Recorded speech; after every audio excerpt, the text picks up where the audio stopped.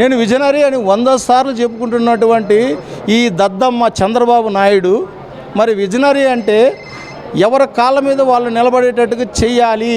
ఈ రోజున మెడికల్ కాలేజీలు విషయానికి వస్తే మరి స్వతంత్రం వచ్చినప్పటి నుంచి కూడా ఏనాడు కూడా ఆంధ్రప్రదేశ్లో కానీ భారతదేశంలో మరిన్ని వేరే ప్రాంతాల్లో కానీ ఒకే దఫలో 17 మెడికల్ కాలేజీలు శాంక్షన్ చేసుకుని వచ్చి దాన్ని ప్రారంభించినటువంటి అంటే కన్స్ట్రక్షన్ మొదలెట్టినటువంటి ఘనత ఏనాడు కూడా ఏ ప్రభుత్వానికి ఏ ముఖ్యమంత్రికి దక్కలేదు. అది ఒక్క జగన్మోహన్ రెడ్డి గారికే దక్కింది.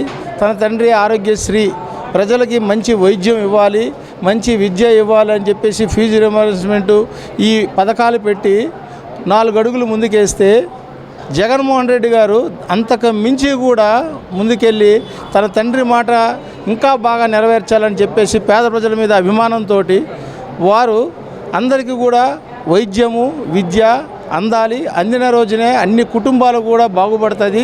ఏ కుటుంబం కూడా చింతించకూడదు, బాధపడకూడదు.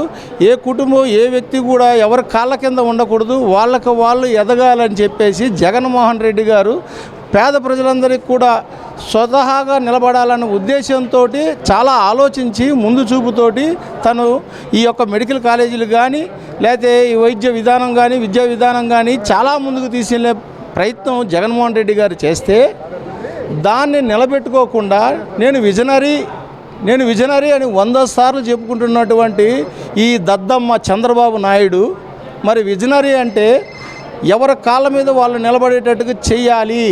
ప్రతి మానవుడు కూడా అటువంటి ఆలోచనతో చేస్తే అది విజనరీ అంటారు. అంతేగాని నువ్వు మాయమాటలు మంచి విజన్తో చేసినటువంటి రాబోయే కాలాలలో ఉన్నటువంటి పేదలందరూ కూడా ఒక వాళ్ళ కాళ్ళ మీద వాళ్ళు నిలబడేటట్టుగా జగన్మోహన్ రెడ్డి గారు తీసుకున్నటువంటి నిర్ణయాలని అన్నీ కూడా తుంగలో తొక్కి ఈ రోజున నువ్వు చేస్తున్నది ఏంటి?